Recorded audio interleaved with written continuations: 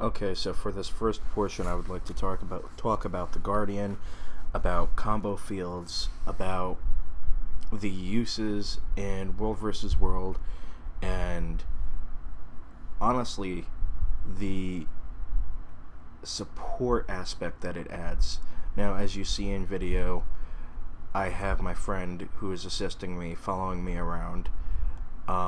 This is to emphasize the point that you have to stay on pin at all times. Now,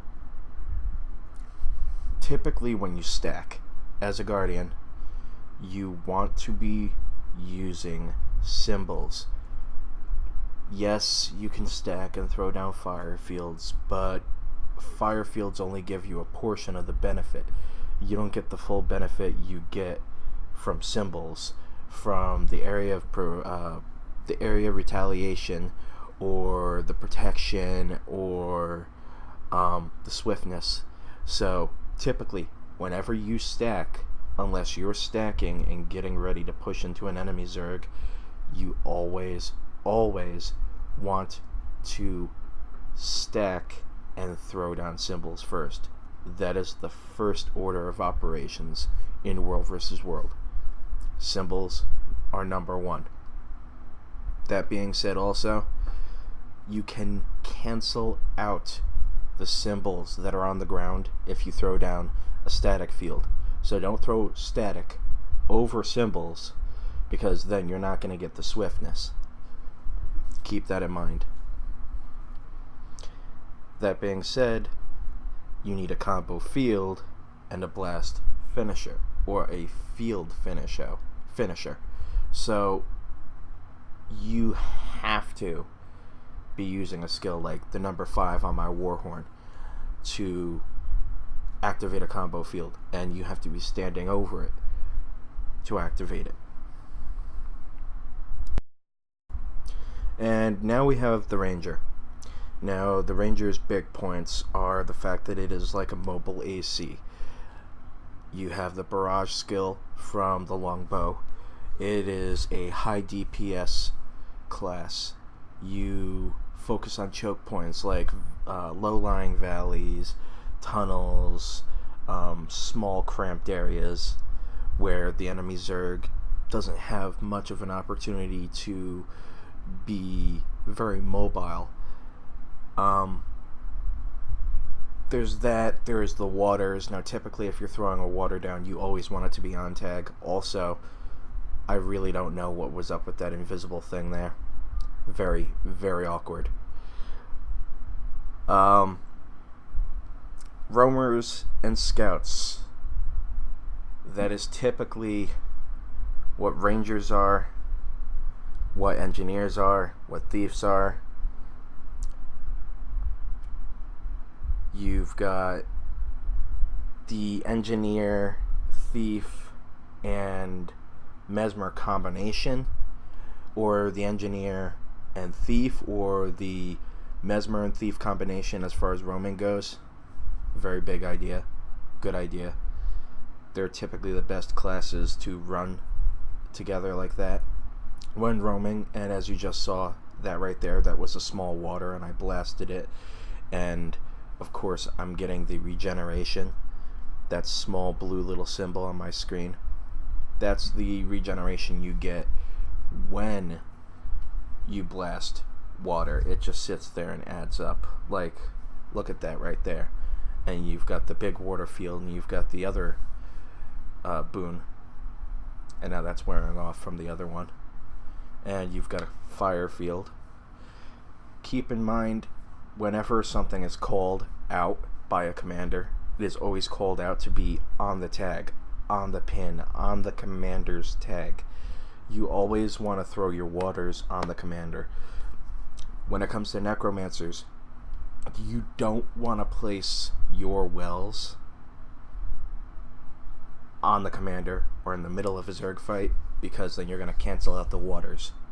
Keep that in mind. That is a very, very important thing to remember. And Elementalists, one of the best classes, because they're very versatile. They have the waters. They've got the massive bombs on tag. Bombs being also the AoE. High damage attacks. You've got the static fields for swiftness, as well as the fact that statics basically immobilize people or a Zerg for a brief period of time.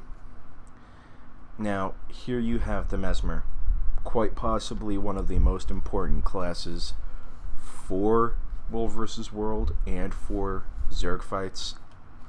Now, imagine, if you will, that there's an enemy Zerg. It's stacked right up here, and they're watching where we are. Now, the other Zerg, in theory, would be right where I'm standing right here. Now, you've got that choke point down that hill, that little pathway. Now, typically, if you're going to use portals and you want to portal bomb them, you want to portal bomb them somewhere where they see where you're moving, they see where you're stacking, they don't see the portal. You pull off, you make sure there's still a line of sight. You want them to chase you. Once they get close enough and they begin to chase you, throw down the next portal, take the portal, and crash into their back line. Typically, you would want to throw down a Veil or Mass Invis directly before crashing in, and you would also want to make sure you have stability. Stability is a huge, huge benefit. Now, like I was talking about before, the Necromancer using their wells like CC, this being a choke point, imagine the enemy Zergs running at you. The wells should be placed in front of the enemy Zerg. That right there, as I'm backing off, that's perfect placement. That should be how it is at all times. Place them where they have to walk. Place them where they have to go. Don't give them the opportunity to smash into us. Force them to wait on our cooldowns. Force them to work around our skills. They need to avoid our AoE.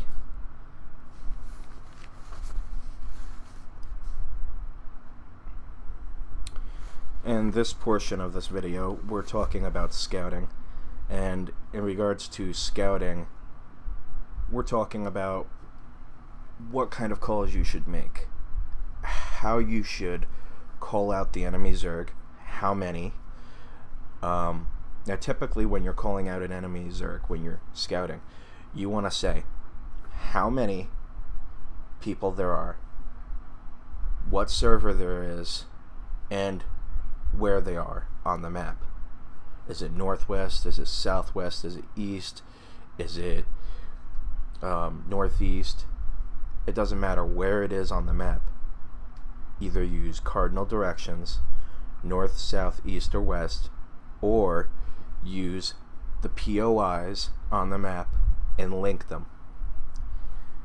Now, there's a big difference between a blob, which is a huge, massive Zerg, and a small group. Now, incoming can be applied to INC, also known as incoming, can be applied to any group that is either vastly large or large enough to deal your group or your Zerg or your Havoc Squad a devastating blow.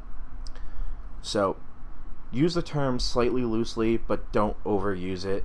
You don't want to say incoming if there's only 5 people running at you. If you've got 10, 15, 20, 25 people running at you, then it's a perfect time to say it. Especially if they're catching you off guard. It's a last resort. Now, like I said, when you're scouting, you want to call out how many.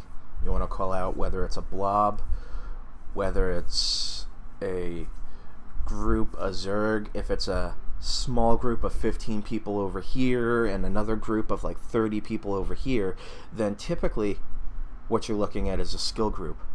So you say 15 SOS over here, 30 SOS over here. Looks like they might be running a skill group. You might want to type that out in guild chat. Skill groups can be anything from Zerg busting groups to Havoc squads, guild runs. You never know. It depends on whichever guild you happen to run into. Of course, certain guilds are notorious for that, so the more often you're in World vs. World, the better, the more you'll learn. Also, the points that I'm making inside the chat with my friend here are extremely valid. And as you've noticed, for a good portion of the video, I've had the target over my head.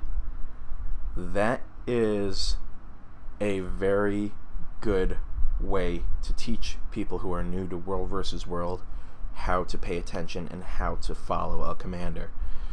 Run tagless. Run with that orange target over your head. Force people to pay better, closer attention to you. They'll learn to stick close to you. They'll have no other choice. Once again, thanks for watching the video.